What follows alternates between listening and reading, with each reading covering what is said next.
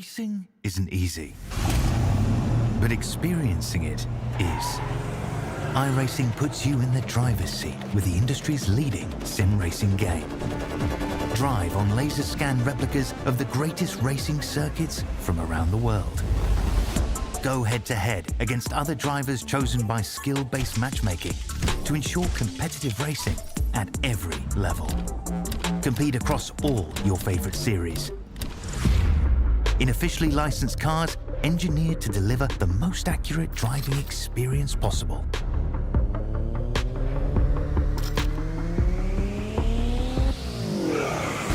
Join a race or host your own with players from across the globe. Race against the computer or in a league with friends. Feel the thrill behind the wheel. Visit iRacing.com.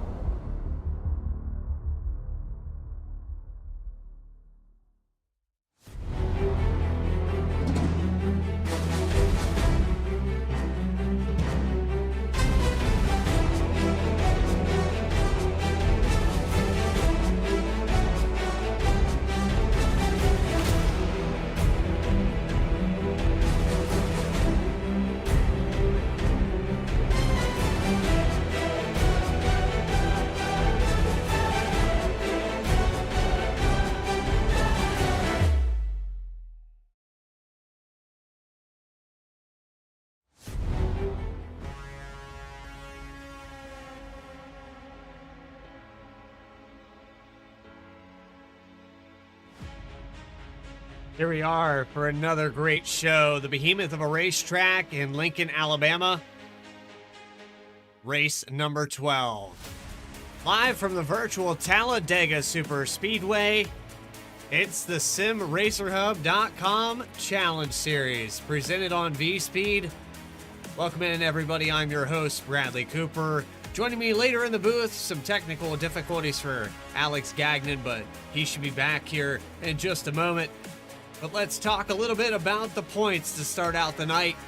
Gabriel Ellison's lead has dwindled down to just 2 points with only 5 races remaining in the regular season. Just before that 5-race chase begins, well, it looks like Ellison's regular season championship is starting to slip from his grasp as we approach these final 5 and take a look at the schedule. There's not a lot of variety. Watkins Glen kind of the asterisk in that whole mark, but you know, you look at Darlington in Texas, they're intermediate tracks that are commonly ran, and Gabriel Ellison, probably good at Darlington, probably good at Texas, but I can guarantee you Casey Carrington's going to be right on his tail as he has been all season long. So I think it's just a matter of time before we see those two duke it out to the very final before we go to Phoenix. Quick look at Talladega Superspeedway, 2.66 miles, 33 degrees of banking, steeper than any roof on any house. Trying to walk up to the outside wall with these cars is rather difficult. Wants to keep the downforce and keep these cars on the bottom of the racetrack. It's pretty easy to do, as we'll have 900 horsepower to connect to this asphalt surface for over 80 laps here today. Stage lap end at lap 40, 100% fuel, the iRacing fixed setup, 2 green-white checkers, and 3 tire sets will be available. Of course, these drivers probably not gonna run that tire set. 4-tire pit stops, not a premium here at Talladega unless you get involved in an incident. So look to see these drivers maybe skip a 4-tire pit stop somewhere along the line and take fuel only during this race. So we finally have Alex back up here in the booth. Alex, we got a lot to talk about here. Gabriel Ellison starting to lose his commanding points lead. Casey Carrington starting on the pole here tonight.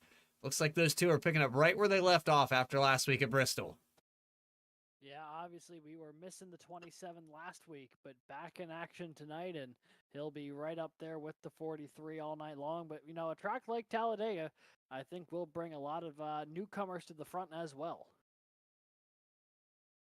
So with that, let's take you trackside, get that grid up on the screen. And as I said, starting on the pole here tonight with a 51.927, it's going to be Casey Carrington in the number 43. To his outside, 51.987. 6/100ths of a second separate him and Michael Sturgill. Row number 2 is going to go to Gabe Ellison, and Steve Ritter will start in the 4th position. Pit spot, Stephen Miles, and Thomas Stokes in the 11 will start in 6th. 7th, Devin Ramsey and Sheldon Atkins, and rounding out your top 10, it goes Stan Carnathan and Dylan Rosenberg in the 91. And 11th, it'll be the 92 of Daniel Giroux, Clinton Sneed to his outside in the 49. Michael Garone rolls off 13th tonight. Michael Mullins in the 24 to his outside. Back in 15th, it'll be the 1 of Steve Melnick. 16th will be the 4 of John Skavnicki. 17th tonight, the 61 of Patrick Cork, and the 44 of Zach Rogers rolls off in 18th. With row 10 being the 411 of Tim Bruce and the 15 of Chris Waddle. 5 more cars to talk about with Craig Martin and Curtis White, 21st and 22nd. Jose Ruiz electing not to take a time, as did Jeff No. And your 25-car field, a new name here in the Sim Racer Hub Challenge Series, Nick Ham in the number 64.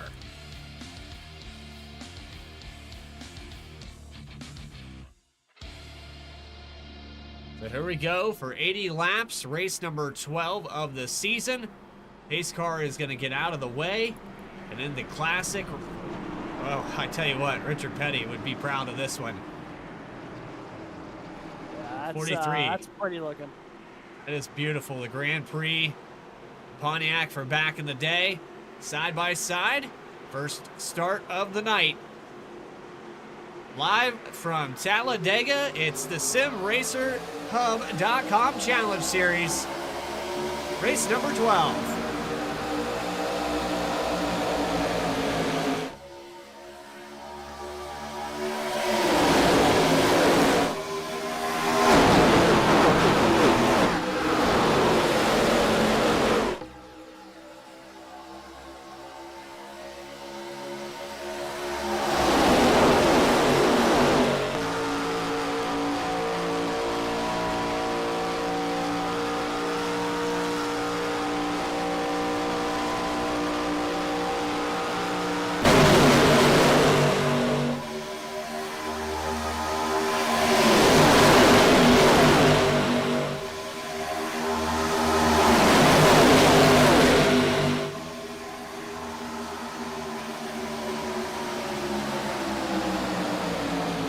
Completing lap number 1, Casey Carrington in the 43.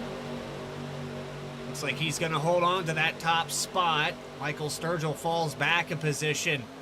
You know, at other tracks, well, at other styles of racing, you know, we've got plate racing as we've seen here on V-Speed before. But in this Generation 4 Cup car, Alex, it's a lot more difficult to get a run on somebody. Bump drafting, pretty much straightaways only. You can't really touch your teammates to get them pushed by. Yeah, you got to be a lot more methodical with how you go about trying to run this race. You can't just try and arrow bully your way to the front of the field like you can in some of the more recent generation cars. You got to be much more mindful about when you make your move and how you try to go about it. And, you know, you're able to develop those runs if you have the opportunity. They are few and far between relative to what we see sometimes in Gen 6 or 7s. Stephen Miles moves up to the 3rd position. Steve Ritter, these guys kind of jostling around. Some new names here in the Challenge Series. The 16 on board with him.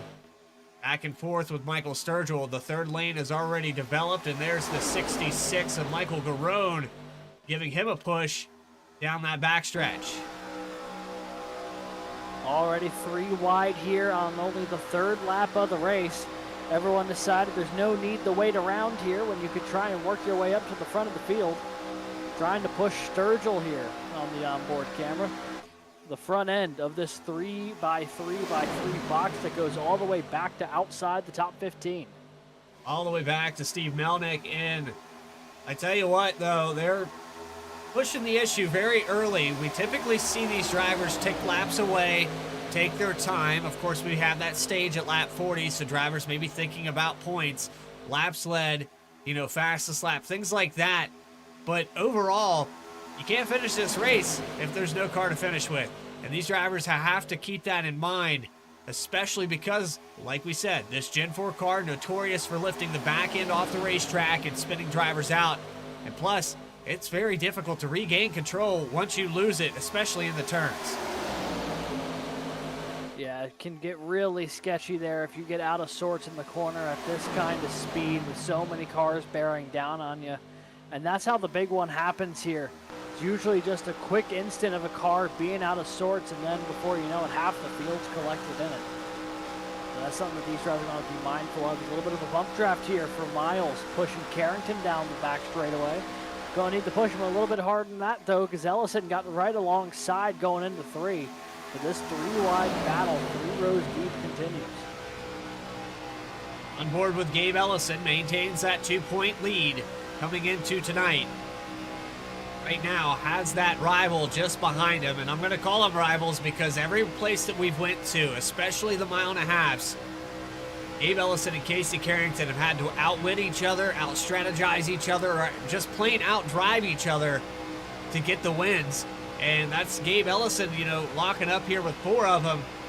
Carrington within 2 points. He's just been a little bit more consistent. And with Ellison missing last week at Bristol, that really helped Casey Carrington's case, even though he didn't get, you know, the best finish he could have at Bristol to take that away. He still ended up with a top 10, and it was good enough to shave that points lead down. Yeah, it gets it right into a spot now where coming into this race, either one of them realistically walk out of this track with the points lead. Whether they finish 1-2 or they both DNF, and it's about an equal likelihood here at a super speedway like Talladega. You just never know what's going to happen. But so far from the opening going here, now making their way on the lap 7 of 80. Things have been pretty mellow, I dare say. They're obviously running 3 wide, and people are looking to make moves. But we haven't seen any aggressive, like, timed moves or, like, moves that could have potentially put someone in jeopardy. It's been about as smart of a 3 wide as you could see. And just as I say that, Gabe Ellison jumps up to the top side, trying to leave that middle groove with no momentum. On board, it looks like we have all of the SimRacerHub.com drivers in a line. Michael Garone in between that as well. All the Lexus machines up high. Going to try to take over this lead. Yeah, they're all trying to get grouped up. You got to find your teammates out there. No one better to try and help you get to the front of this field. And someone who's on your team will see a lot of that come into play. We'll see that come into play a lot if we have green flag pit stops here today. It really helps to have a drafting partner going on and going off of pit road. So we'll probably see a lot of teams try and do that together as well. Looking off the back of Gabe Ellison, some help on the outside. They get pushed up, but they end up losing their teammate back there in the 66.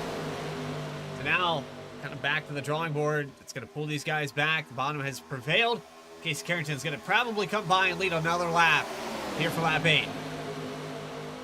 Yeah, he has got that low side dialed in right now. He is doing a really good job holding on to the lead down there. And Stephen Miles doing a really good job as the number 2 car in that line, consistently giving the 43 some momentum down the front and back straightaway, giving that little extra boost he needs to stay up at the front of the field. But does Miles think about stepping out here? Poke the nose up a little bit, trying to get a little bit of clean air on that nose of that race car. Maybe trying to bring the engine temps down a hair. We're back in the 5th position. Miles has been riding calmly behind the 43 now for about 6 of these 9 laps. Hasn't forced the issue. Just keeps peeking it out there. And yeah, I believe he's just trying to keep air on the nose as to not overheat this car. We saw the inlets off the back end. If you look off of Casey Carrington, there's not much room for air to get in that front nose piece. And so when you're tucked right up on the back bumper of this 43, there's virtually no air passing through that grill inlet. All of the air is going over top of that car and shooting off the rear spoiler. That's what creates that wake effect that allows these cars to pull up to one another and generate an extra 5 to 10 miles per hour, 199 as they enter turn 3. Outside, still not able to get it going. Now, when you get tucked up like that, like the way Miles has been with Carrington, you know, you reduce that buffer in between the 2 cars. You kind of make everything a more fluid stream for the air, and it helps both of you go a bit faster, but also with no clean air hitting the nose, to your point. Obviously, you need that to cool down the engine. If it doesn't breathe, it's going to have a really bad time before long. The other aspect, doing a really good job right now. The other aspect too is that when you have a higher rate of speed, you're running higher RPMs, which means that engine's running a little bit hotter on its own just to that. But then you restrict the airflow to it as well. Just a chain reaction of bad, 1 + 1 = 5. And so the car ends up detonating. You have to pay close attention as we continue on. Sturgill and the Sim Hub cars follow back. Sturgill drops down to about the 8th position. Steve Ritter, getting help from Thomas Stokes. They maintain that middle line.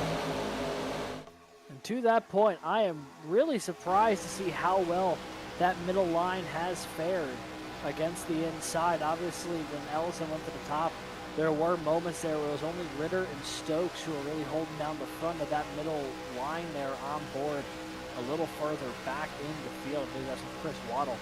And, the 3rd car in the middle lane, currently running 12th.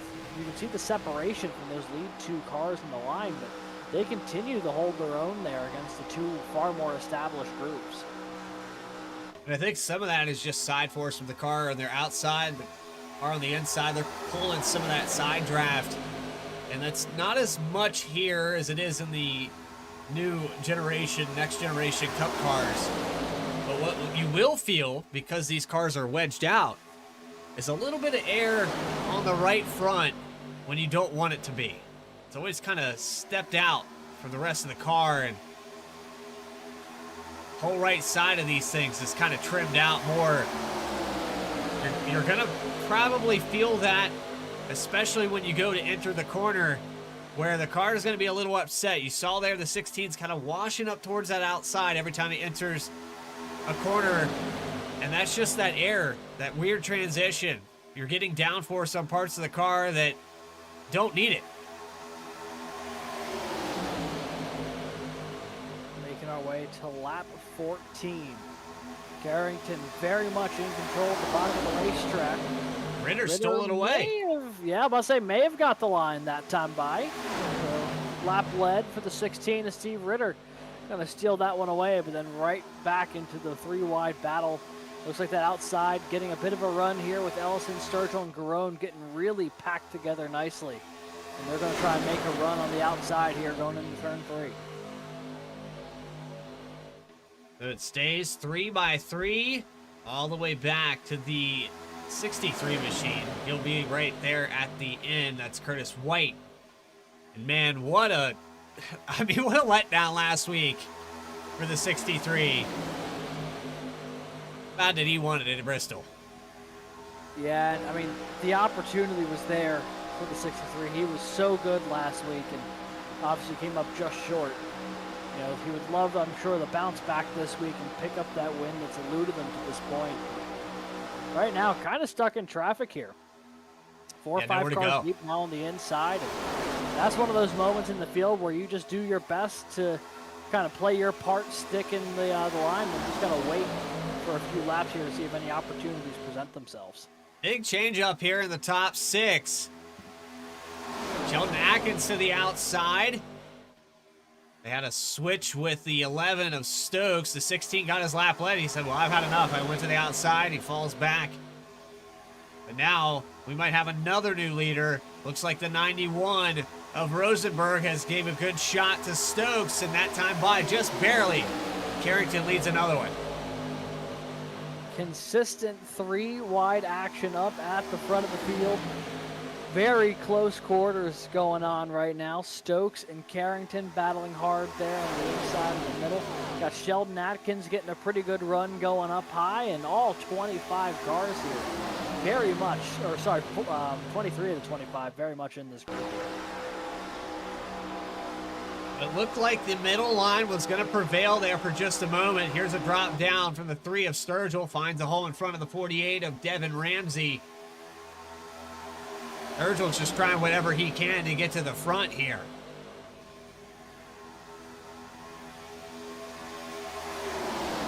Side falls apart. Starting to be a little more aggressive, trying to find those moves. He's starting to make some headway now. 3rd car on the inside, and you know, after about a lap or two here, kind of out of nowhere, it looks like anyone outside the inside lane has kind of fallen apart a little bit. The middle's disorganized, the outside's disorganized. Sturgill now going to try and make a run with the middle. He's got Stokes and Atkins behind him. You can say goodbye to the outside lane at this point. It's just the middle and the inside as Sturgill side by side with Carrington. That was a smart move there. He pushed the one that pushed the 43, got him a little bit of a gap, and then tracked up in front of the 11. It looks like this is going to prevail for Sturgill. He needs one more shot, though, from Stokes to get the lead, and he's not getting it.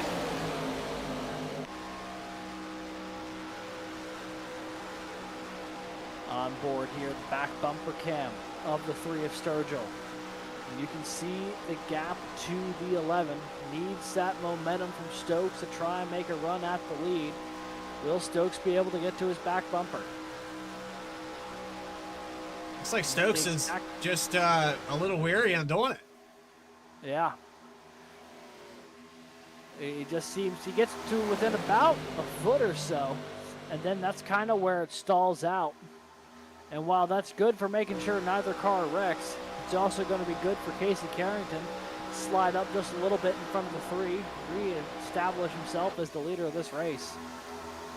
And obviously we've got plenty of time before the end of this one, so no need to get too aggressive now, but watch as that gap will probably shrink between those cars pushing for the lead as laps tick away. Everyone now going to try and get around the lap car of Tim Bruce. Oh boy. Gotta hold on to it there, Bruce. Keep it up there on the high line as the freight train goes by. You don't want to stick your foot off the edge of the station platform here. But looks also like everyone's got really gonna clear. dicey because Atkins looked like he was poking the nose out, maybe to get a little clean air on the nose. And as he was doing that, as right as he was about to end up in Tim Bruce's back bumper, so costly situation avoided for both drivers. Carrington did not get the shove that he needed that time. It looks like the one maybe getting close to overheating. Sturgill briefly takes over the point. I don't think he got that lap led, though. He does not. So for Casey Carrington, he's racking him up here.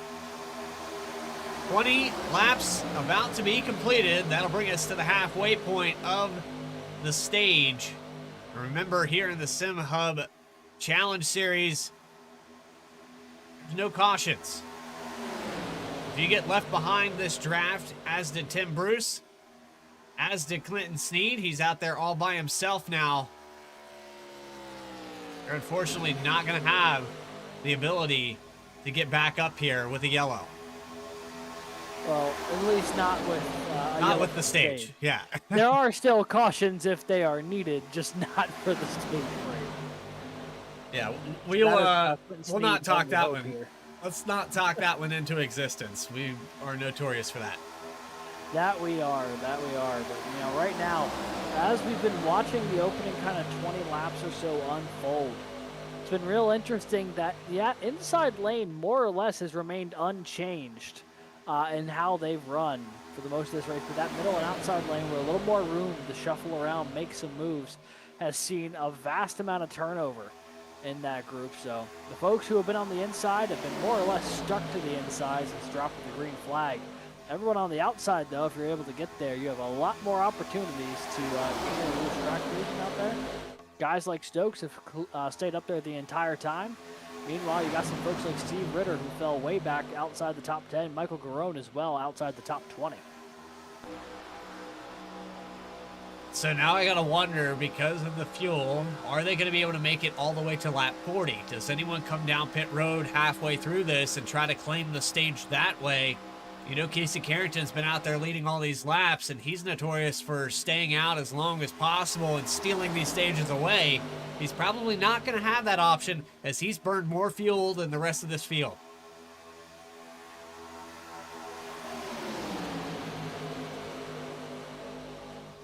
Back through the tri-oval they go, and this field's starting to get a little more linear, a little more spread out. Those runs not forming like they were when everyone was on fresher tires. Talladega doesn't eat up a ton of tire, but you're starting to see drivers kind of get a little more spread out and starting to wash up the track coming off the corner just a little bit more than they were in the early going. Maybe a sign that the handling becoming a little bit more of a handful after 20-some laps. Starting to form that third lane again, though. It's the 24 on the high line. Michael Mullins trying to find his spot to get up to the front. Had a little check down there from the 91 of Rosenberg. Rosenberg has picked up some right front damage somehow. Not sure where the 91 would have picked that up. There hasn't really been any major incidents on track to speak of. I saw that earlier in the race he was one of those cars a little more willing to make a move here or there, trying to cut line to line. Maybe something mistimed ever so slightly, or maybe he caught a piece of the wall somewhere on the outside lane, but nothing that is a clear indicator of what could have happened to the 91. But in the draft, it won't affect him too badly. It might become a slightly bigger issue, though, if he's able to get to the front of one of these lines.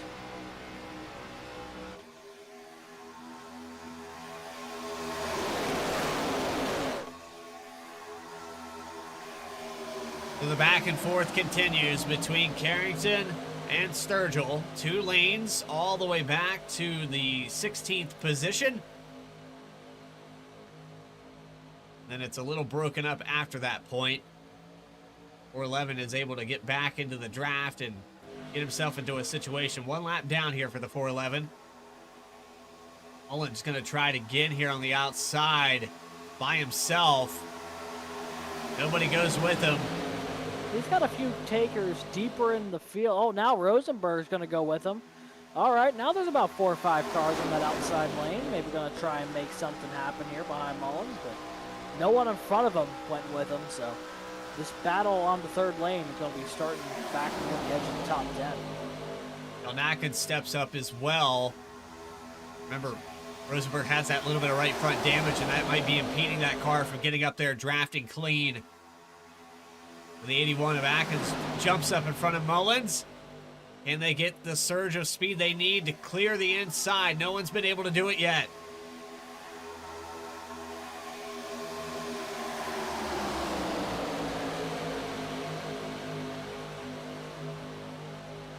lot of turbulence there from the 81. Give a shot to the 11 going into 3. This is close. Now, if you're Stokes, do you stay on the high side? Do you try and find your way down to the middle? Try and shorten this track just a little bit. Looks like he's not going to be able to drop down just yet, though. Sturgill filled that gap there in the middle lane. And we are 3 wide once again at the start-finish line. Carrington will lead that lap, but by less than a couple hundredths of a second, as Sturgill and Stokes continue that battle right now. They're all side by side for second, with Miles still anchoring the second spot in that inside lane. Check out the 64. He's had a really good run to get up toward the front of the field here. It's Nick Ham, new name here in the SimHub Challenge Series. He's been chipping away from the 25th position, up 20 spots now. Biggest mover in the top 10.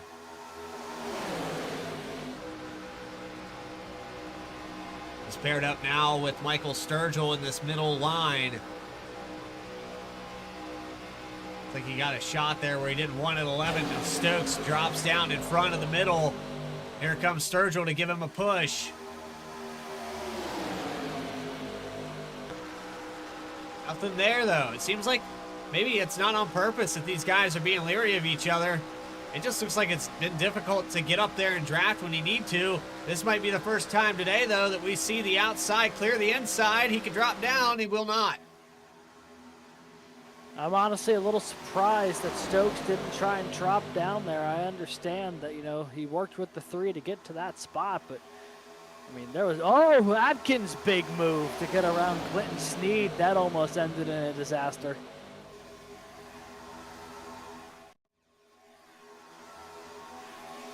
Back it up one more time here.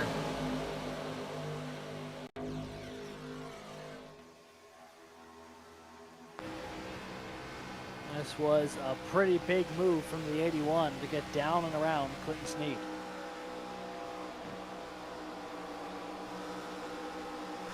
Man, not a whole lot of room to operate there. Looks like the 4 had to jump out the throttle a little bit as well. Can't say I blame Skavnicki. That could have been catastrophic to both him and Atkins' day if there was no lift. But there was also nowhere for the 81 to go because the 49 was just so much slower without the draft. Thomas Stokes takes over the lead. He is able to clear that inside finally. This puts the 43 at Carrington back after he's led the vast majority of these beginning laps. Over 25 led for the 43 team. We're approaching 10 to go on this stage at the halfway mark, lap 40.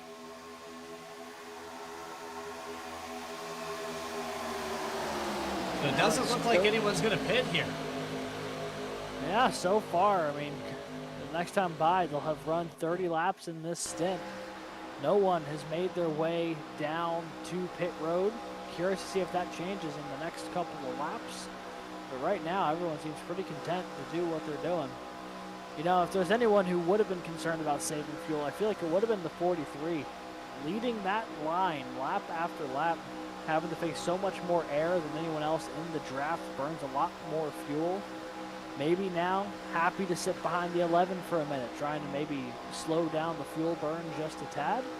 Not sure if that's something that's on the mind of the 43, but certainly one thing to consider when you lead, you know, most of the opening 30 laps. You just have to go through that wall of air more than anybody else, and that burns so much more fuel lap after lap.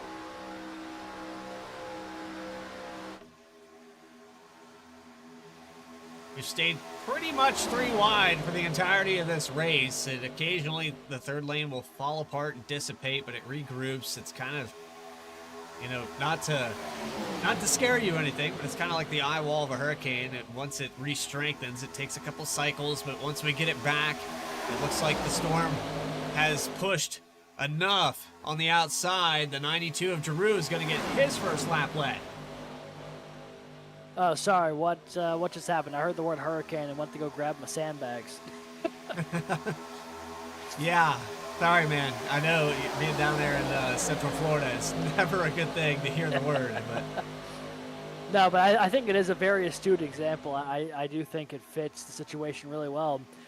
Honestly, the way this race has gone right now, I do think it is a bit of the eye of the hurricane. Right now, everything's calm, but you can see the potential for chaos all around you. It's just a matter of the moment someone moves the wrong way at the wrong time. So far, though, everyone doing a really, really good job out there, and Thomas Stokes going to pick up another lap led as Sturgill and Carrington door-to-door for the second position. 8 laps to go in this stage. Sturgill has not been able to get by. Of course, he has Nick Ham behind him that hasn't been able to get them clear. The 92 got a lap led, but it's only been one time that we've seen an outside car get clear of the inside lane, and that probably could be chalked up to what the one car of Stephen Miles has done to keep that 43 up there the whole time. Now he's able to breathe it a little bit. Venture to say that these two are going to stay paired up for 90% of this run here. Yeah, I mean, they've been working really well together so far. Would not be shocked if they continue that pairing in the second half of the race. You know, it's hard to find someone that you really feel like you worked well with as a drafting partner out here. Because not always do you get to choose your drafting partner kind of in the pack. You just kind of make friends wherever you find them. But the 111 and the 43 were really dialed in early. And even still, both of them running in the top 5 right now. Not going to be surprised if they try and keep that pairing going for the long haul. Stokes, though, trying to lead that inside lane. Sturgill pulling that outside lane to great effect here. He's got Ham and he's got Atkins backing him up as well, and they go 2 by 2 all the way through the top 15 before you get back to Michael Garone, who's trying to start that third lane up there in 16th. A lot of turbulence back there around the 11th through 16th position. The 27 of Gabe Ellison was trying to find somebody to go with him. Ended up stepping out of the line and fell back a couple spots. That changes his situation entirely. We're back side by side, door to door. Just about 0.03 of a second separating Sturgill from taking the lead away. Big shove, 3 cars, bumper to bumper, and that might not work. You definitely don't want to push the pusher in this car. The 81 probably didn't mean to, but there was a little bit of a check up there from Nick Ham. That there was. And that could have been pretty bad. Kind of got the outside lane out of sorts just a little bit, but they've regrouped nicely here through 3 and 4. Now Sturgill back to the door. Thomas Stokes and Casey Carrington trying to get some side draft going. Seeing a little bit of separation between the tail end of Miles and the nose of the 48 of Ramsey. There's the 48 going down to the inside. He's having a pretty quiet but pretty solid night as well. He's been glued to the back bumper of Miles all night and has really been able to utilize that to stay inside the top 5, top 10 every lap to this point. Now we were about to see a move there from the 64 on the outside of Sturgill, but no dice just yet. Probably don't want to show that hand yet. You don't want to make these moves too early. And I know that we've seen a lot of racing at Talladega, but it seems to be out of turn 4 in that final, on that white flag. That's when you want to make your move if you're in this situation for the 64. I don't think you want to do it now because it could end up backfiring. The same move that was made on you, well, you still have 3 laps to have it happen to you again. Yeah, the other part of it is, especially if you make this move now and you have another couple of laps to run, if no one has gone with you and you don't end up completing that pass, you could end up losing a lot more track position than you tried gaining. If there's no one there to back you up, you could just fall through the field as they carry that draft right on by you. Gonna be 3 to go here when we cross the stripe. Sturgill continues to try to prevail. Just not getting the help he needs to clear. I have to say that the 27 of Gabe Ellison might be Sturgill's only hope. He has not had a teammate on the back bumper for quite some time here. Yeah, now with Clinton Sneed a lap down, not a whole lot you can ask for there, currently running in the 24th spot. 27 of Ellison still stuck back in 12th. He was up toward the front in the early going of this race, and then once he fell back, he's had a really tough time getting his way back up there. You see him make a great lunge on the outside there, solo effort. Atkins going to go up to try and use that momentum to his advantage. Now, is anyone going to join those two? Maybe not. Giroux goes, fills the hole. And now it leaves Sheldon Atkins to dry on the outside as Ellison drops down. Yeah, that was a move there. A little mistake from Atkins. He's going to have to get it back underneath of him. Blinking here for Skabnicki. 4 wide back just as they cross the stripe. And contact between the 66. They get it sorted, but that was a close one. Yeah, blinking is never ideal, but blinking at a super speedway is a fate worse than death. That could definitely wipe out the field in an instant if you disappear off the track at the wrong place at the wrong time and how tight these cars run together. But next time by, I believe it'll be the final lap of the opening stage.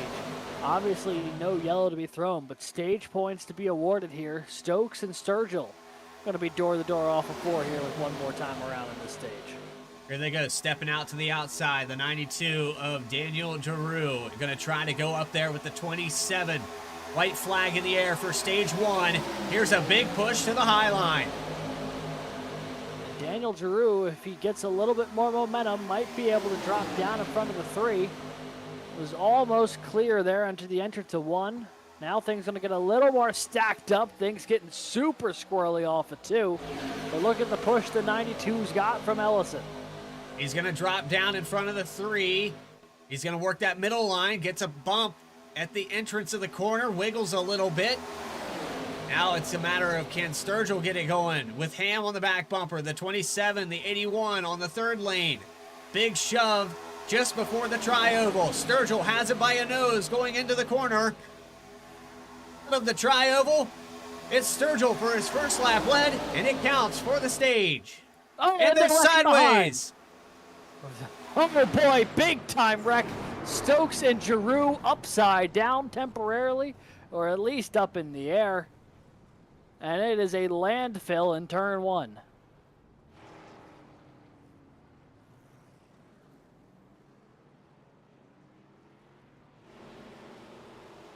Oh, I gotta put the graphic up. There's no one near the 3. I mean, the whole field behind him just disintegrated. Clean racing all the way up to lap 40. People went for as many points as they could get during the stage and went a little too hard for it.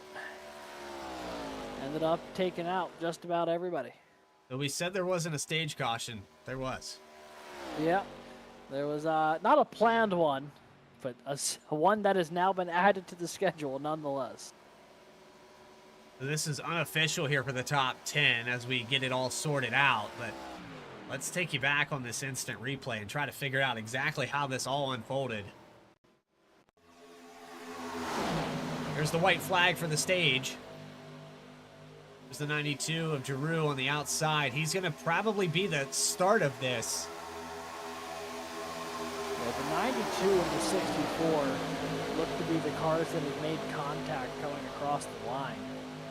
But it starts with, honestly, a really good move from Giroux to get down to the inside. That had been the dominant lane most of that run, so I think that was good logic in trying to go down, defend the low side. Just didn't have the momentum he needed.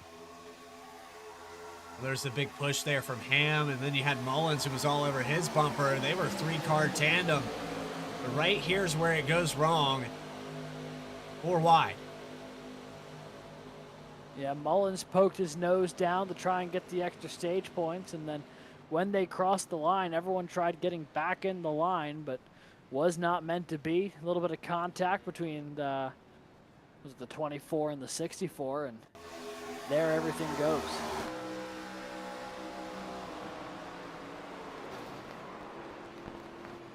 You see Giroux up onto the wall there from that viewpoint. That could have been, oh, I was about to say, Carrington looked like he had got through it relatively unscathed, and then I think he got walloped there just as he looked like he was going to get through it all right.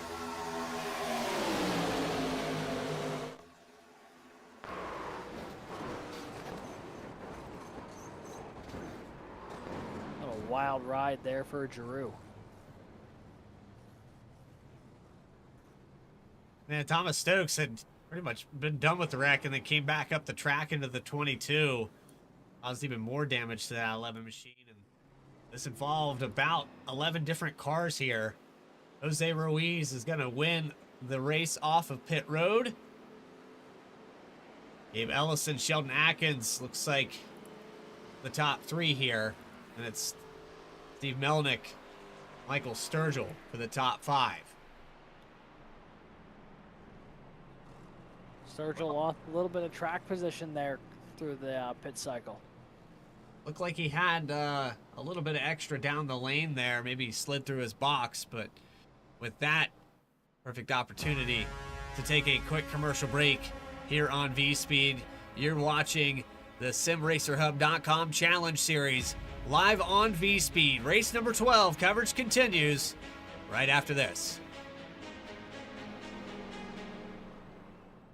Racing isn't easy, but experiencing it is.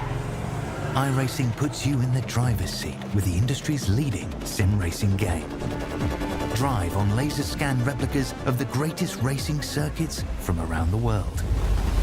Go head-to-head against other drivers chosen by skill-based matchmaking to ensure competitive racing at every level. Compete across all your favorite series. In officially licensed cars, engineered to deliver the most accurate driving experience possible.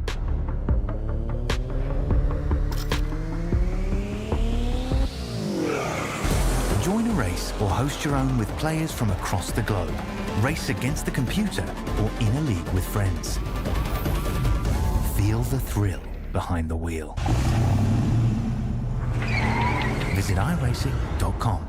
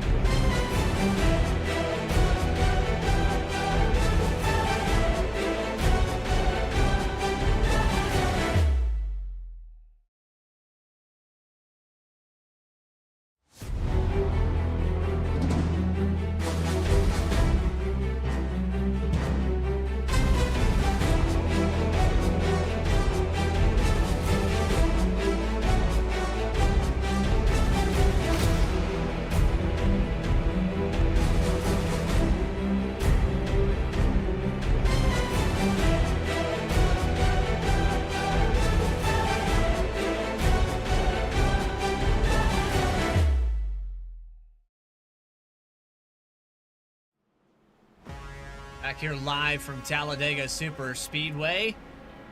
SimRacerHub.com Challenge Series. Still looking. How many cars were involved in that last accident? We had a caution there right at the stage. A 92, Daniel Giroux, the 63 of Curtis White, Devin Ramsey, 24 Michael Mullins, Thomas Stokes, heavy damage. A lot of cars involved in that. Nick Ham. It's a crazy finish there to that stage where we were not intending a stage caution, but now it puts Gabe Ellison and Sheldon Atkins up on the front row for this restart. Green flag's out. We're back underway at Talladega.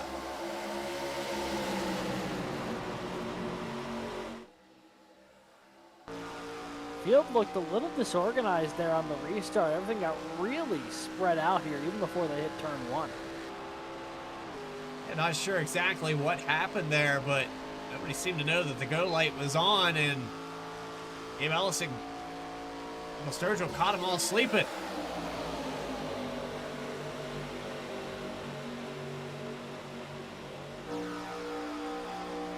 Atkins was glued right up onto the bumper of the three down that backstretch.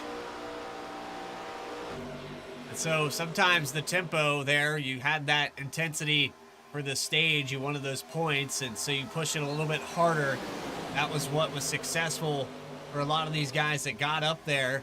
Sturgill got that stage win, but now as a driver, you have to dial it back. You have to go back into that mindset of the first 35, 36 laps of let's just get these laps ticked away and get down to the end of this race, have something for the end of it.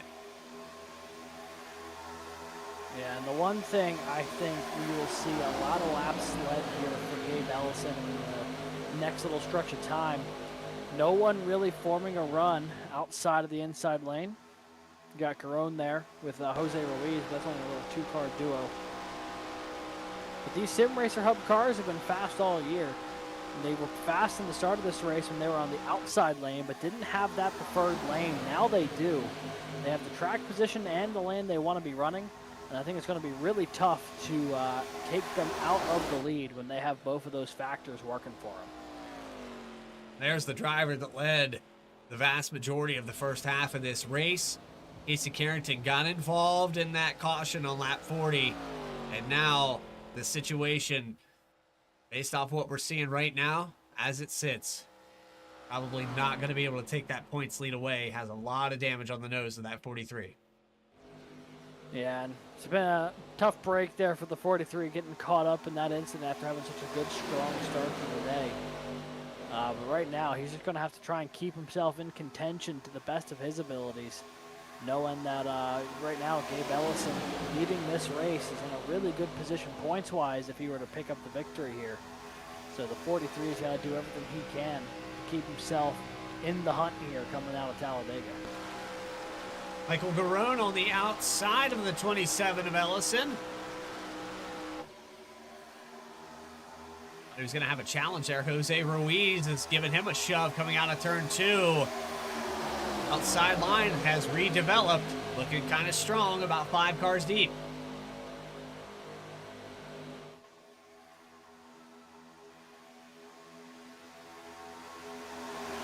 Side by side they go coming off the corner. You see Garone there alongside Michael Sturgill. The 66 has been up to the front, to the back, to the front, to the back, now to the front again. He has had a very active time on those outer 2 lanes. And right now, in good shape, he's got a really solid pusher right there and Jose Ruiz behind him. And then Dylan Rosenberg and Daniel Giroux, teammates just behind them as Rosenberg actually drops to the inside lane, seeing the gap there in front of Melnick. Going to try and squeeze his way in there behind him. This is lane control here for the Whole Shot Motorsports. They've got cars on the inside and 1 car there on the outside, so they're just trying to protect this lead. And Gabe Ellison works the lap 49. And so with that caution, we missed our mark, but we're going to go ahead and do it now. This is a perfect chance to find that volume knob wherever your child hid the remote. Let's get loud. Presented by 29 Graphics.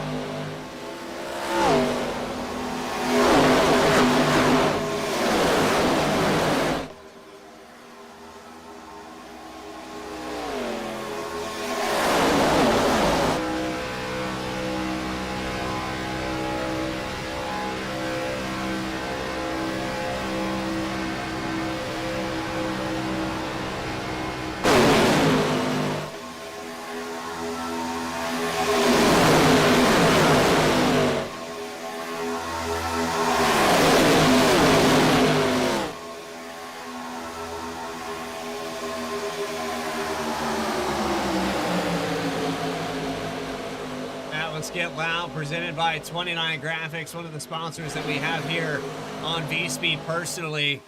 But some of the sponsors that we have personally here for Sim Racer Hub, such as Rapid Fired Pizza. First Rapid Fired Pizza opened its doors in 2015 in Dayton, Ohio. The idea was simple: make delicious, fast, and affordable pizza. Now in over 25 cities across the country, customers love the fresh taste, the speed, and the ability to create their own perfect pizza with over 35 different toppings and sauces. Go to www.rapidfiredpizza.com for a location near you. Well, it's kind of stagnant here. Alex, I know that they were high intensity on lap 39. They've all quieted down, and I think part of that reason, as we almost saw a moment there with Atkins into the side of Ruiz, I think part of that is because half of this field got involved in that last wreck, and half of this field is off the pace. Yeah, you have just enough pace with that kind of damage to hold on to the draft, but you don't really have the speed to maybe go out there and make something happen in front of the field. And, you know, with this much time still to go in the race, about 27 laps next time by, it is kind of a situation where if you don't think you have the car to go out there and try and drive up to the win right now, maybe not a bad idea to sit back in traffic here a little bit, let a few more laps tick away, make sure the car is still handling all right in one piece, try and save any kind of stuff you can for when it matters most here at the tail end of this race. And for those up at the front of the field, not enough of an advantage over those slightly damaged cars to really pull away, but enough to make it a pretty, about as mellow as a super speedway can get, which is not very when you're battling up in that top 4, top 6 group of cars. But a little bit more so than maybe when it was 3x3x3 all the way through the field on that opening stage. Riding on board there was Stan Carnathan, and the number 82 got a new sponsor, it looks like there. Maybe I've missed something, but try to get another look at that. It looks like the Gambler's Pit Box. NASCAR Gambling.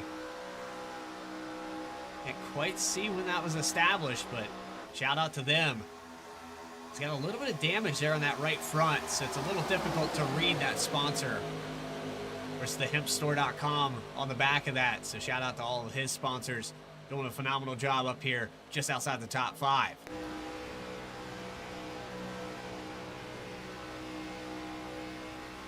Now the 82 gonna poke a nose out there, see what was out there. Not a whole lot. He'll slide back in behind. Jose Ruiz, third car on the outside row. Coming up on a little bit of traffic here in Curtis White. The field is going to try and spread out around him. They also had Clinton Snead up top. The field actually kind of has to bend and twist like a snake a little bit, weaving their way through lap traffic. So with Curtis White down there on the bottom, Clinton Steed got up into the outside wall. Remember, Steed was a lap down earlier in this race with that caution, got back on the lead lap, held on long enough. Had this race stay green, there was pretty good likelihood he was all by himself that he was going to end up 2 laps down. So thankfully that caution fell the way it did to allow this 49 back up on the lead lap. He's outside the top 10, has no one to help him here in the draft. His teammates are up there fighting for the lead, and we've got a third lane developing with Ruiz and Carnathan. I don't think they purposely wanted the third line, but they got shuffled out. Now they're up high.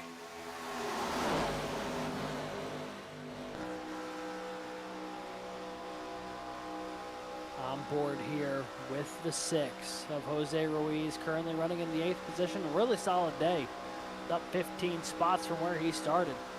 He's kind of put himself in the top 10 ever since the stage.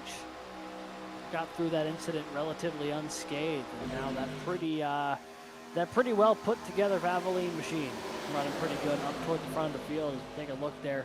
Car struggling a little bit more is the 43 of Casey Carrington, now going 2 laps down. 2 laps down, that's going to be hard to overcome. Especially now, we're getting at that 20 to go mark. He's running out of time for those cautions to happen.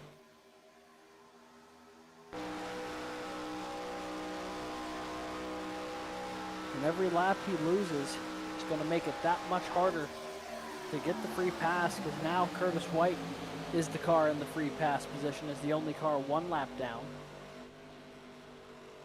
You see the 63 there. He is not in the draft with that lead group, so he will be going around the same speed as the 43, but has a full lap advantage on Carrington and would be in good shape should there be a caution here. But much like Carrington, another day for the 63 here that started off with some promise, but looks like it may have gotten away a little bit. Now it's just a matter of trying to stay focused, staying out there on the racetrack, and hoping that the situation warrants that you can get back up here. But that car down on power, you could hear the RPMs down the backstretch, not up to full song. And so with that caution, he'll have to get some of that damage repaired and pray that that free pass happens, because there's a chance another driver could end up a lap down. You have Steven Ritter. He is all the way back 44 seconds, and he'll be the next car to lose a lap. As you can see, the leaders are just now coming through 1 and 2. Unfortunately for the 16, he's down the backstretch by himself. Yeah, and this lead group will cover that ground in a hurry. As you see, Garone has a really good run on the outside here. Does he stay high? Does he drop down in front of the 27? He does Looks like not. he's going to stay in that middle lane for now.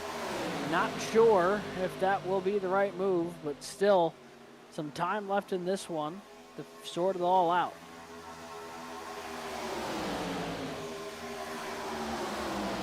For Garone, that was probably his shot to take the lead. However, it's Whole Shot Motorsports working together. Don't foresee him trying to come down and take that spot away. You've got teammates back here with Ruiz and Stan Carnathan, Eons Motorsports drivers that were kind of shuffled out of the situation. Got put 3 wide there for just a brief moment. Then you have PTP, Dylan Rosenberg, Daniel Giroux just behind that. So for Garone, I think, yeah, you drop down in front of your teammates, but then you lose that lane control. Then you got teammates that are ready to pounce if you do that. Maybe not a bad idea for the 66 to stay up high then for a little bit longer as these laps continue to chug away here. It's been a very fast race to this point. Only 20 laps to go now. As Garone going to hold on to the outside lane. Everyone getting by. Some lap traffic there in Mullins. This lead group of everyone who's still on the lead lap, pretty healthy there, about 17 cars. Now everyone going to bail on the 66. Rosenberg, Giroux, and Ruiz all jump to the wall. Carnathan goes with them, and nobody hangs around with the 66 at Garone. Just in the background there, Carnathan got up into the wall, caused even more damage to that right front, and Jose Ruiz drops down in front of Clinton Sneed. I think he saw what I was seeing. You get that 49 and 66 together, then you've got 2 tandems working both lanes. You don't want that. Yeah, but that did separate the PTP drivers. Now Rosenberg first in the outside lane, Giroux third in the outside lane.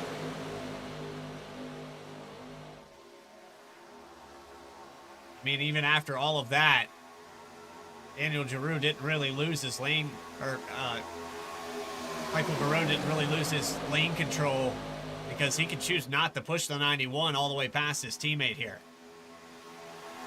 Yeah, the only thing that has changed for the 66 is his ability specifically to go out and try and win this race, but the overall opportunity here for him, Sturgill, Ellison, that much, very much remains a situation within their control here. But you can start to see the intensity ramp up again just a little bit. You know, laps starting to dissipate, time starting to run out for some of these drivers, and it's an opportunity now. If, you know, you're toward the back of the field, trying to find your way toward the front, trying to find a way to make something happen. I tell you what, it's been a really good recovery. Oh boy! Oh, that almost got dicey. 91 came back down to block the 66. It actually caused a big check up there on the outside.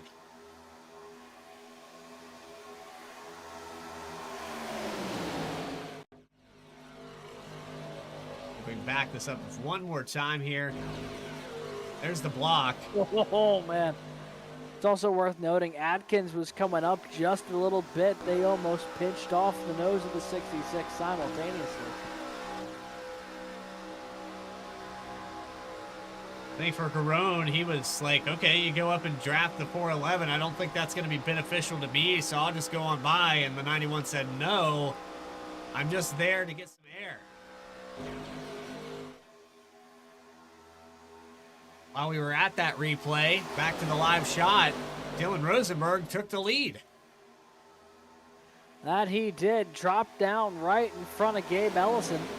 And the move that Garone could have made a couple laps ago, but did not, is the exact move the 91 made. And you can see Ellison almost trying to find the way around on the inside there. Rosenberg not having it though. And now the 91 will lead his first lap of the event with 16 to go. Want to remember, there's a driver back here in this group. Oh boy, more contact. Just about to mention his name, Daniel Giroux. His only win came at a super speedway, Daytona week 1. Looking to try it, make week number 2 on the win list. He's gonna have to back it up a little bit there. Got it to the middle and squeezed from the 3 of Sturgill. Yeah, Garone got shuffled out of line. Ellison and Sturgill now up on the high side. Rosenberg has Sheldon Atkins pushing him down low. A lot of cars shifting around right now on track, trying to find where they'll be running the best. You got Melnick there battling with Giroux in the 3rd spot each of those lanes, and 3 wide further back. No help here for the 66 of Michael Garone. He's left out to dry right now, but he has his teammates move up to the high line. And the 92 is going to go up and block that run.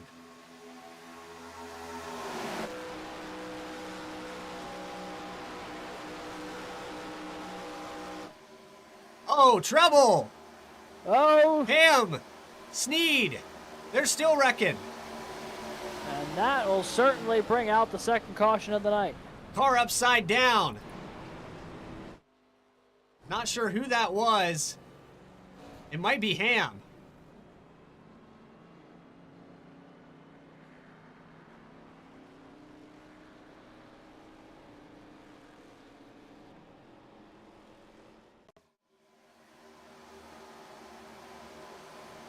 Got a piece of Sneed, went tumbling all around. Oh, it was Clinton Sneed who got flipped. The 49 and his contact with the 64 got all out of sorts. And then someone came in from further back trying to get slowed down and just flipped the 49 up and over. The 15 that got a piece of him, and then the 48 finished it. Yeah. And that'll more or less maroon the 49 of Clinton Sneed. What had been a really good recovery drive to that point for Sneed to get back on the lead lap, back in the top 10. Now looks like could be a day ender. Not a pleasant experience if you are the driver of the 49, that is for sure. Look at this one more time. I'm not sure what started this though. It caused this turbulence. I mean, the 91 was getting a push from Atkins here. That's what causes it right there. Before nowhere to go, that's just a bunch of checkups, and Skabnicki, I mean, he got really lucky for that spot. Yeah, he did. And how do you feel if you're Devin Ramsey? You were all the way back here. You weren't even a part of this until it's all fallen into your lap. And he does a good job to try and get down and out of the way. He sees everyone coming down and just nowhere to go at that point. He was trying to keep it from going in the grass, and just not in the right place at the right time there.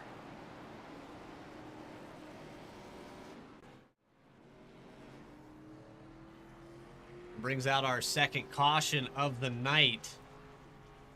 Michael Sturgill got that stage 1 win. 19 lead changes and 1 stage there. Tell you what, it's been eventful to say the least.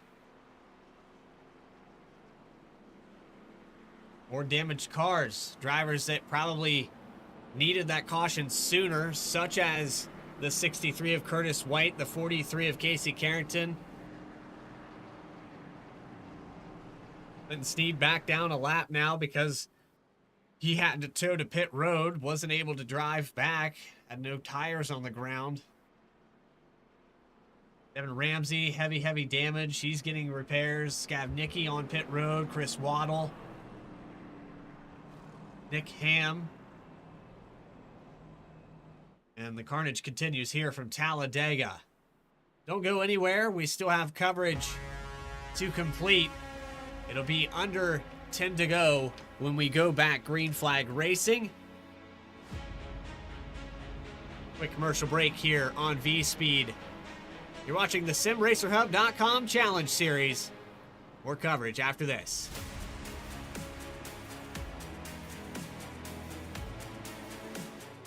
Racing isn't easy, but experiencing it is. iRacing puts you in the driver's seat with the industry's leading sim racing game. Drive on laser scan replicas of the greatest racing circuits from around the world. Go head-to-head against other drivers chosen by skill-based matchmaking to ensure competitive racing at every level. Compete across all your favorite series.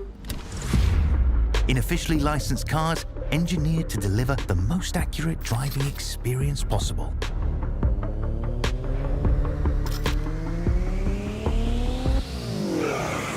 Join a race or host your own with players from across the globe.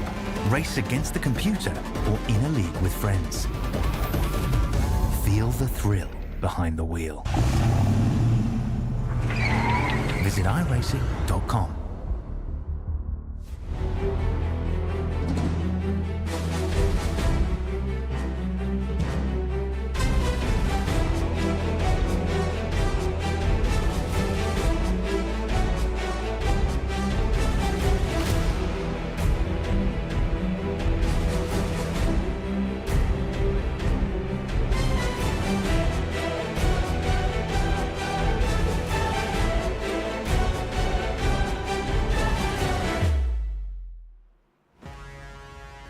Live at Talladega Super Speedway in the SimRacerHub.com Challenge Series, race number 12.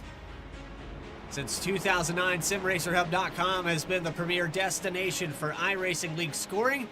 Our mission is to provide you with the most comprehensive and user-friendly tools to manage your league schedules, results, points, and stats. Plus, our highly active Discord community is always ready to assist you with any questions or issues. Ready to take the plunge? Create a league today and join our community of passionate sim racers. Find out more at simracerhub.com.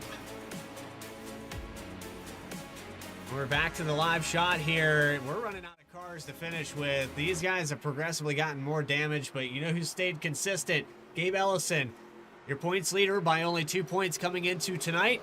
He's going to take the green flag with his teammate Michael Sturgill on the inside.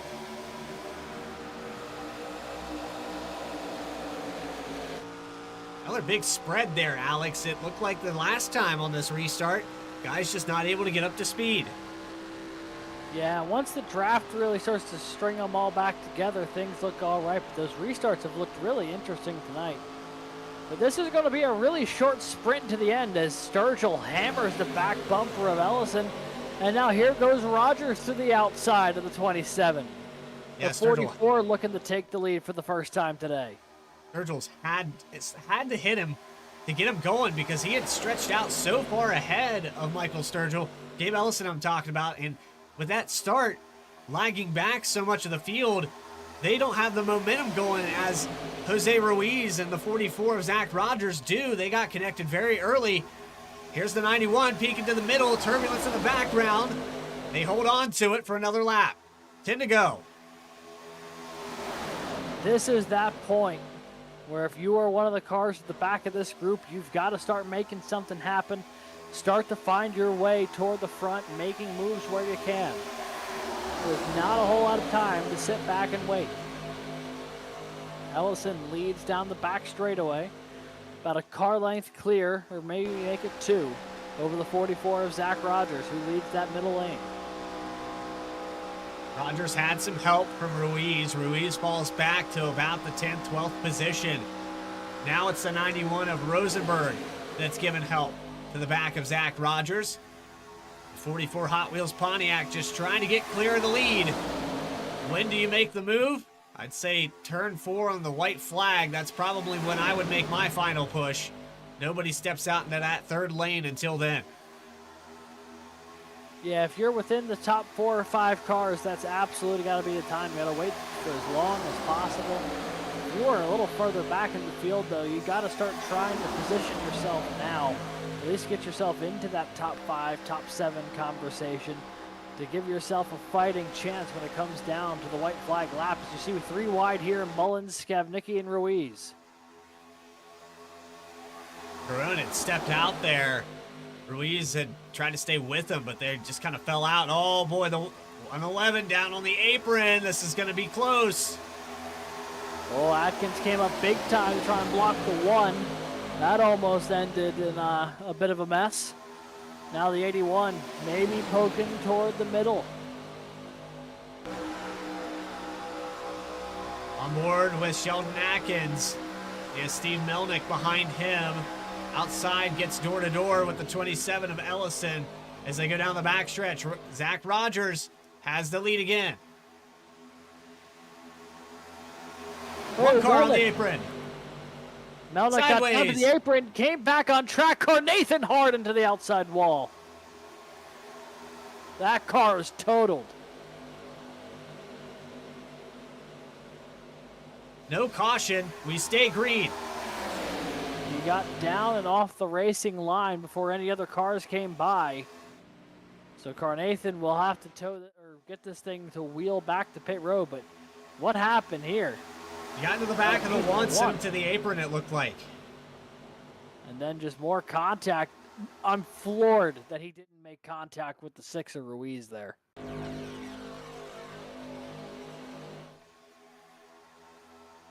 Unfortunately, though, Ruiz loses a little bit of ground out of that. Just on the edge of this draft. I think he's going to be okay. We're still going to have about 12 cars with a chance to win here.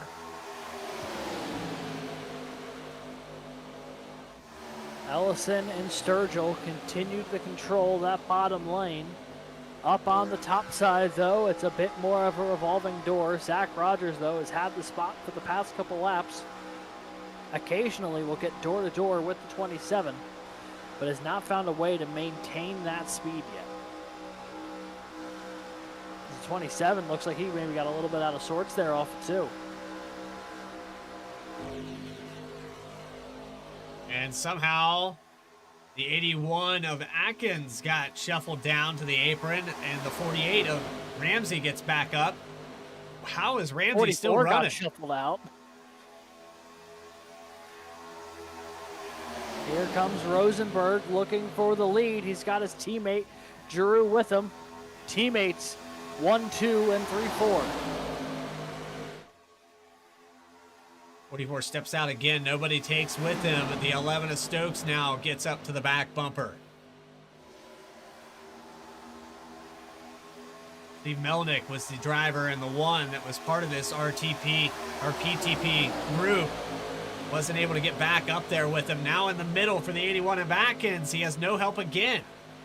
Dropped down in front of the 27. Oversent it for the 91 of Rosenberg. I am shocked that didn't end in a bigger situation. The 91 overshot the block, ended up on the apron, comes back up the track, and now going to get a tap from the 27, but they are losing ground to the 92 of Daniel Giroux. He won at Daytona earlier this year. Could he pick up win number 2 on the restrictor plate? Here goes Sheldon Atkins, a big move to the inside. Another big move from the middle. Drops down in front of the 91, and he's down on the apron. 4 to go.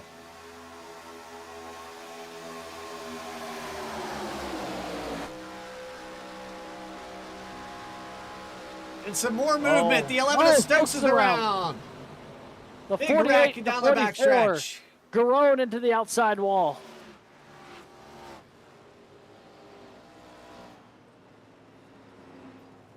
Curtis White needed that free pass. He's not going to get it.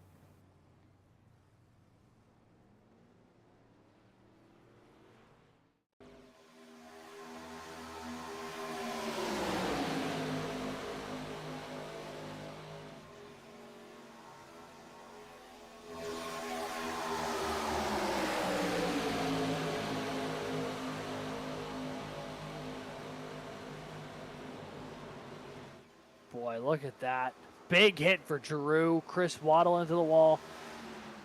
Just have Nicky with a hard shot there. I don't have a camera far enough away to get this all in there.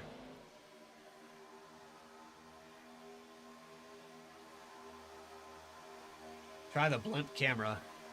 You can see right here, it looked like Rosenberg wasn't sure where he wanted to be. And unfortunately, that checked up his teammate, and then Stokes got into the back of him, and there's the shot from the 15. That's a big hit. Another big hit to the outside wall there for the 66 of Garone.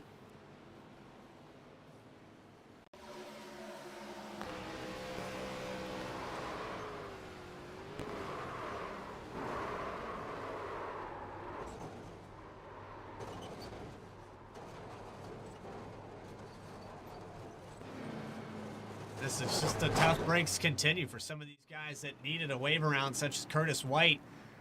He's not going to get it now because iRacing is going to score him as part of the caution. That's to prevent drivers from intentionally bringing a yellow out to get a wave by.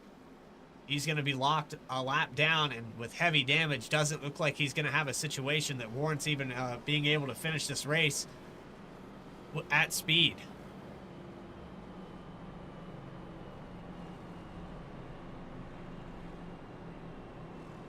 Once again, going to completely change the complexion of the front of this field.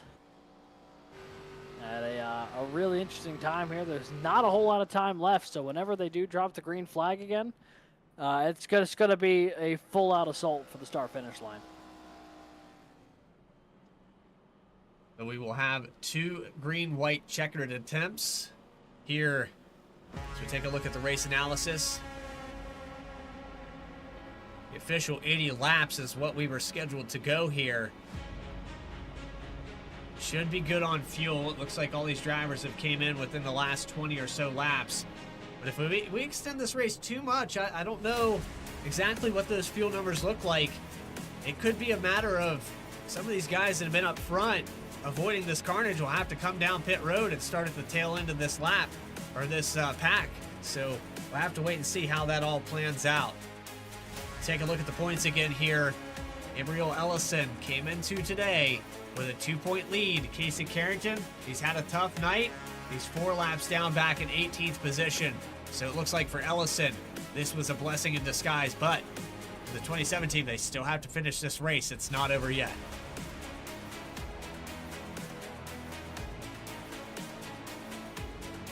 With only 5 races left, and now 4 in a couple laps, that cutoff line, you're looking right there with Clinton Steed. It's only 1 point between him and Daniel Giroux, and Giroux got caught up in that incident just now.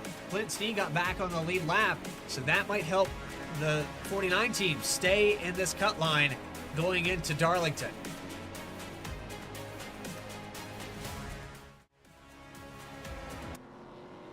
Well, Alex, it was looking clean. The first 40 laps of this race, caution-free. We put on another 30-lap stint almost, and then we have 2 yellows within 10 laps. Yeah, Talladega with 10 or fewer laps to go. Not overly shocked that we've gotten 2 in the past couple laps here, but it has been a bit of a surprise with the way this race started. They were so good about giving each other a little bit of room, but you just can't afford to give people room this late in the race if you want to make any forward progress at Talladega. And because of it, I think we're seeing a lot of these incidents here in the last couple laps, and would not be shocked if there was another one before this is said and done. Obviously, you would love to see him run green to the end, but would not be overly surprised if something happened here, because you just have to be so aggressive at the end of these super speedway races. You can't afford not to be, otherwise you yourself are going to get run over. Scav Nicky and Clinton Sneed, you can see the damage on both of those machines. They're going to be just happy to get a top 10 out of this. I think these two will be fighting for that 10th position when this green flag comes back out. You have Daniel Giroux, who took that shot in the door for the 15. He came down, got some of it repaired, and was in the box for about 51 seconds, but decided, hey, track position's so key, and I got to be in a spot to even have a chance. I don't want to stay on pit road too long, get caught up behind some of these guys with damage.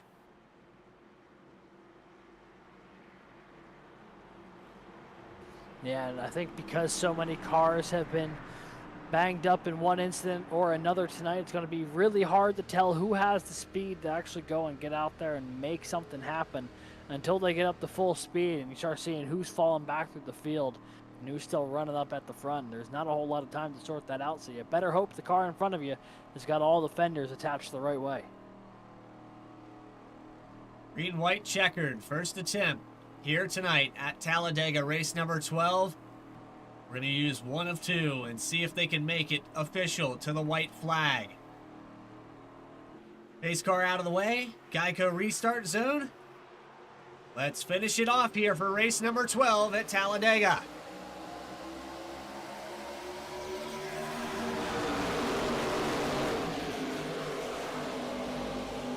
Immediately, Rosenberg looked to almost make it 3 wide in the 1. Ellison, though, blocked off the opportunity. The 91 going to have to stay behind Atkins, at least for the time being. And as you saw there coming out of the entrance of turn 1, a lot more connected on this restart as compared to before. How about Sturgill? He was on the back bumper of the 27 of Ellison as soon as they took the green flag, but it's still not enough. Sheldon Atkins is going to hold on the inside. 2 to go, white flag when they cross the stripe. Atkins holding firm on the inside. Here's got Dylan Rosenberg giving him a big push, but here comes Gabe Ellison on the outside. Sturgill shoving the 27 toward the front. Be door to door as they go through the tri-oval. White flag in the air. And that makes it official now. This race will finish at green flag speed. 81, 27, side by side through 1 and 2. Atkins gets the advantage from the 91 of Rosenberg, giving him a push down the backstretch. Shuffling back and forth, trying to find a lane. Rosenberg can't find it. 27 has Sturgill giving him a shove to keep him even into 3. It's time through 3 and 4. Contact. The 91 holds on to it. Sturgill needs to give a shove if he wants the 27 to prevail. A hip check. Uh-oh. They're going to go 4 sideways. wide through the tri-oval. 4 wide. Ruiz is sideways. Atkins is going to hold on. Atkins is your winner at Talladega. Holy.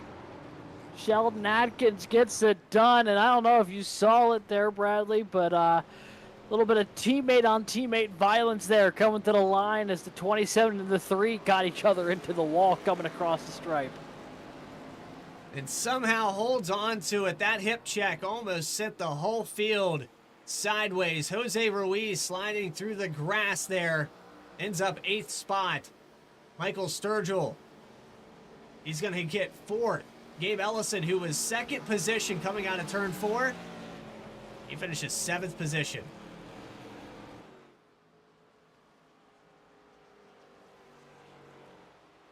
How about that for the RPM driver? He's going to get a check down from the 43.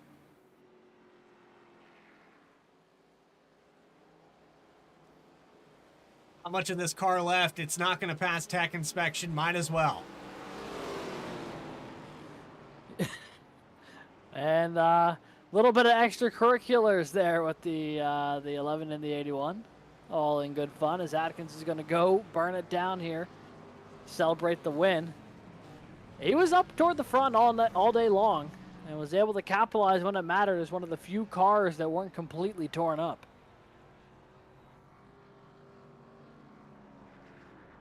And making some extra work for the groundskeepers here at Talladega as he pulls through that tri-oval grass. Brings it back around to the start-finish line.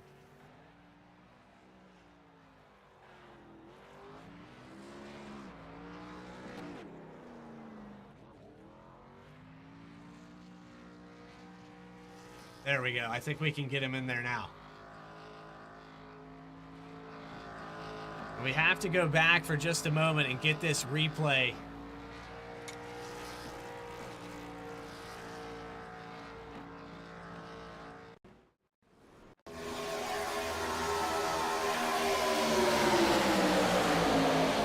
Here's the white flag coming out here.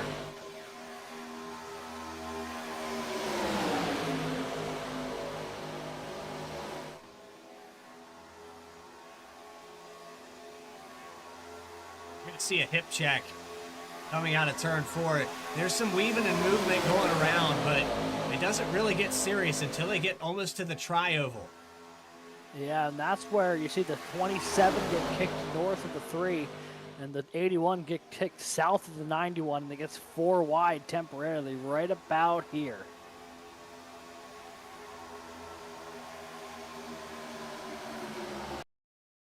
There goes the 6 of Ruiz down through the grass, but let's see how close it was across this line at the stripe. Coming in the frame just about now. And there's the 3 completely off the Sturgill. ground. Wow.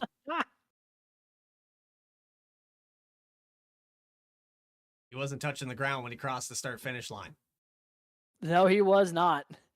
Jose Ruiz also backwards across the stripe. Unbelievable.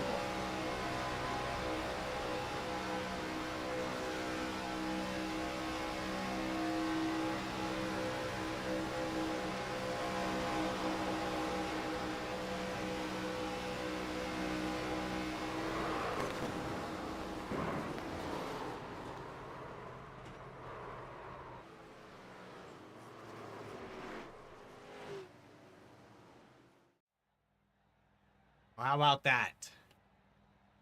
Post-race interviews with your top 3. Final results. You're watching the SimRacerHub.com Challenge Series. More coverage here on V-Speed right after this. Racing isn't easy, but experiencing it is. iRacing puts you in the driver's seat with the industry's leading sim racing game. Drive on laser scan replicas of the greatest racing circuits from around the world. Go head-to-head against other drivers chosen by skill-based matchmaking to ensure competitive racing at every level. Compete across all your favorite series. In officially licensed cars, engineered to deliver the most accurate driving experience possible.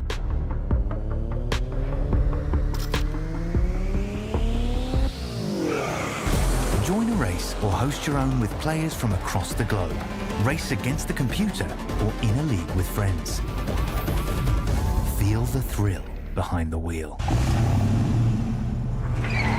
Visit iRacing.com.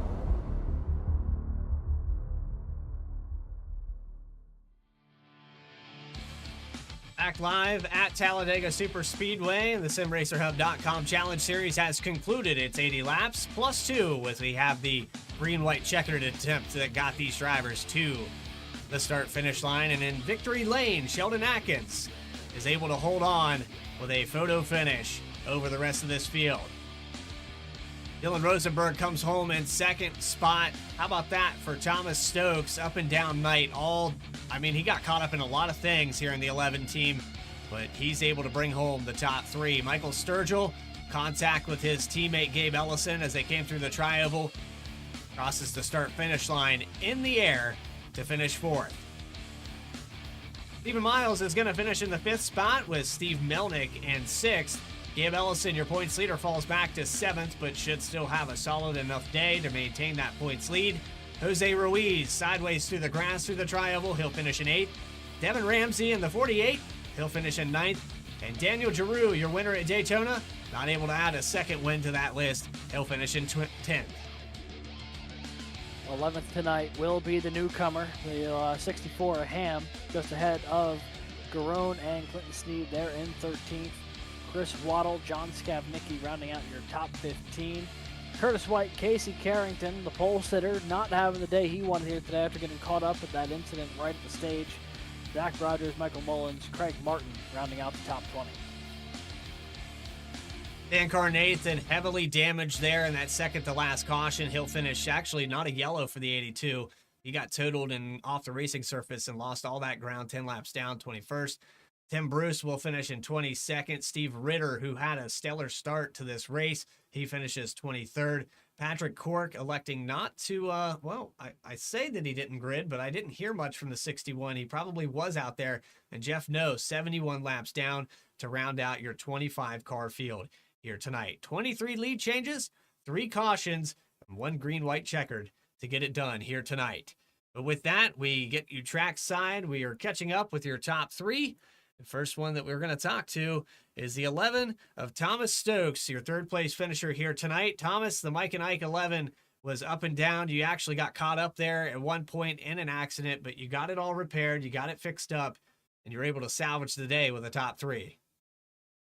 Yeah, I mean, I feel like plate racing is some of my best racing, and I kind of led the field. Well, I pushed the field up, a little bit, and then I ended up leading the field for a bit in that first stage. The outside lane got an incredible push coming to the white there, and they ended up winning the stage. And then we got wrecked after the line, and I got pretty hurt. I couldn't really suck up to cars if I was more than the car length behind, and the damage I was able to repair that fully, but it was still a little hurt. But as long as I was sucked up behind someone, I could push like heck. I mean, you couldn't tell I was hurt. So when we lined up there on the bottom, on the game I checkered, Sheldon was leading that line, my teammate, and I'm like, hey, I'm gonna shove whoever I can, and I will try to get my best to help our line stay ahead and get this win. And I was glad I was able to help him get the win and come out with P3 myself. I never thought I'd have an interview in this league. I'm really good at qualifying. I've qualified P2 a couple times, but never really had the race pace. So I'm glad to have it this time. Seemed to qualify rather well there at Richmond. You were starting up on the front row for that race, qualified well at Bristol, got a top 10 there last week in 7th place. But here tonight, man, it all came together. You get up here in the booth. I mean, just take us through what a plate race is like. I know that it's turbulent and organized chaos for the most part, but from your perspective, what did it take to get it up here on the podium? Yeah, a good majority of the race, most of the field is kind of sitting around logging laps.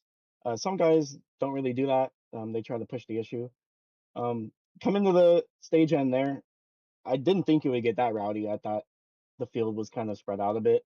Some of the guys in the back lost the draft, but yeah, they were able to come up and beat us to the stage, which kind of sucked. But coming to the finish here, I mean, I just did everything I could to push that bottom line, and that was my entire goal. I knew I couldn't win it from 8th, and so I did everything I could to help Sheldon win. Congratulations on the 3rd place finish. Is there anybody that you have in mind that you'd like to shout out while we have you in the booth? Yeah, I want to thank you guys. Thanks for broadcasting. Broadcasts are great every week. I want to thank our sponsors, and I want to thank my team, RPM. We got Michael, Curtis, and Sheldon, and congrats Sheldon on the win. I think he owes a little bit of ice cream to Dylan for pushing him to win. Hopefully I get a share of that too, because I also pushed as hard as I could. Thank you for your time. Thomas Stokes, 3rd place here tonight at Talladega. He'll go on to next week at Darlington. So now we move on to our 2nd place finisher. It's a driver that we've talked to previously, but it's Dylan Rosenberg in the number 92, and Alex Gagnon is caught up with him. Actually, the 91, I apologize. Hey there, Dylan. You got a copy? Yes, sir. Well, an up and down night for you as far as getting to the front, getting shuffled back, getting back to the front, almost getting caught up and stuff, and them being there right when it mattered most. Talk to us a little bit about your night here, and particularly the green-white checkered. Yeah, so I qualified, I think, like P10 or so. It's kind of like Daytona, where like it's just 2 lines going back and forth, except it's a little wider here, so you can get a 3rd lane, but it's kind of tough to make moves. So I was just kind of methodical and tried to bide my time till after the pit stop. Like this was literally like a mirror image of Daytona, the way I played it out. And after we had the caution just after the stage, I was able to kind of avoid the wreck, get enough fuel to get to the end and reset. So from there, like there were enough cars that were damaged to where I can kind of take my time, and I lined up somewhere in the just outside the top 5, and honestly from there was just maintain track position. I was able to get hooked up with Daniel again to help me get around the 66 car a couple times and get some good pushes to clear Sturgill and Gabe. Those guys were basically unbeatable all night, but I knew that if I got the right run, I'd be able to clear them and get down to the bottom. And yeah, I mean, I honestly thought I had it won there, but because I had Daniel on the outside, and he and I were just gonna control the race, but um, Sheldon got into me, and I got down into the apron, and I saved it. But I don't know, maybe if some cars were stacking up, but somebody got into me in the door after I was kind of coming up off the apron, and we had another wreck there. And then at the end, the green white checker, I had one choice, and that was to push Sheldon because that was going to be my best chance of securing a top 4 finish. Um, I got a real good run off of turn 4 on the last lap. I don't think there was enough room to really make a sensible lane change to go for the win there, but I saw Sheldon and Gabe kind of get into it there, and the seas parted. I was so close. Yeah, I mean, that was the moment that we were watching up here that looked like it was about to completely come unraveled up there. The two cars, first and second, make contact, go up and down the track, and it opens the door for both you and Sturgill. And it was 4 wide for a second there, but obviously just not enough space there trying to put 4 cars in the 2 lanes.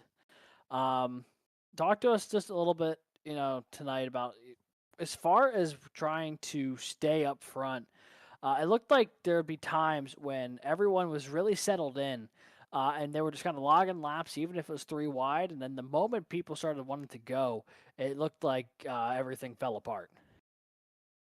I mean, yes and no. The pushes were aggressive, but the racing was clean for the most part. Maybe some guys were just a little more timid than I was, especially towards the end. But like I said, especially with Daniel behind me, I was able to. I got around the 66 car. He followed me through, and then we went around I believe it was the 44, just before the last caution, and we did that same move. I went high, he followed me up there, and we were able to make moves, and that was kind of the only way to do it. You had to set it up, and you had to have a teammate behind you, like what Gabe and Michael were able to do all night. But track position's key in these races. You can move through the field. You got to be really careful, and you're kind of at the mercy of the guys. I'm sorry, at the mercy of some of the guys around you. Yeah, and obviously to that point, I mean, obviously the super speedway racing this year, it's tough always at these super speedways to be consistently up front. But top 5 at Daytona, podium finish here at Talladega. What is it about super speedway racing that fits you so well? I don't know, honestly. I kind of bide my time, just focus on making it to the end. Uh, be aggressive when you need to, and it helps to have some good teammates behind you. But really, for me, it's just I don't know. It's a lot of strategy. Just keeping yourself in the lead draft when you got to make a green flag pit stop, execute it well, stay in the lead draft, and just try to avoid the carnage. And you got to set yourself up for that. That's the most important thing because you can't win the race in the first lap, man. Yeah, absolutely, especially at a track like this. Dylan, thanks so much for joining us up here in the booth tonight. Anyone you'd like to shout out tonight? Absolutely. Shout out to my girlfriend Amanda. I know she's watching. Shout out to PTP Racing. Unfortunately, Daniel was the only one from our team that was able to make it tonight, but he was a big help to me. And Stephen Melnick for helping out. Big thanks to Sheldon for kind of I don't know. He owes me an ice cream after this. That's all I got to say about that. And big thanks to to you guys and to the league admins. I mean, this has been a great season. I think my top 10. Well, I know after tonight, top 5. I think my top 10 streak is still going on. I finished top 10 in every race this year. Unfortunately, I still be 3rd or 4th in points, but I mean, we still got more racing to go, and the playoffs are looming right all around the corner. So let's go. Alrighty, Dylan, thank you so much for joining us up here tonight. Congrats, and looking forward to seeing what you do next week. Thank you, and please remind Sheldon he owes me an ice cream. He'll know exactly what that means. Will do. Second place finisher here tonight from Talladega, Dylan Rosenberg in the number 91. And with that, we bring up Sheldon Atkins, and I hope you have a DQ gift card because everybody's saying that you owe them some ice cream. Sheldon, you go out here, you're victorious. It was a long time coming, though. How many runner-ups did you have this season? I believe it's 2 of them, maybe just 1, but you've been oh so close. And now finally, here tonight at Talladega, you get it. Yeah, sadly, it's just been a kind of a year of bad luck. You either get caught out with a weird strategy call and a caution coming out at the wrong time, or just getting caught up in other people's messes. but it feels damn good to get this thing done. Great race up there at the front. I definitely owe Dylan a bunch of ice cream after that because I kind of told him if he stuck with me there at the end, I'd get him an ice cream, and there he comes pushing me to the line. Thank God, because I didn't know how I was going to do anything against Ellison and Sturgill up there on that outside line because those two were just so hooked up all race long. Well, this is back-to-back top threes. This one's all the way on the top, but you did well at Bristol. You got your way up to 10th in the points, and so now after this win, you're coming down to the final 4 races of the regular season. What do you got in store for us there? Well, hopefully just good finishes, consistency, not getting caught up in messes. Really trying to get a better grasp for this car. I went on a 2-year hiatus from iRacing, and coming back, I've really been getting my butt kicked with the tire model and all the changes we have nowadays. So hopefully just to find a little bit more pace. I feel like next week's gonna be good because God, I love Darlington. So hopefully Agreed I'll be on up there that. and running. Agreed on that. I think it's going to put on a great show. Sheldon Atkins, victorious. Congratulations on the win. Anybody come to mind that you got to shout out before we let you go? Well, I mean, I absolutely have to give a huge shout out to Rosenberg. Like I said, he stayed completely attached to my rear bumper those last 2 laps in that green-white checkered, and also gave me the shot I needed to get up to the lead before we got the caution.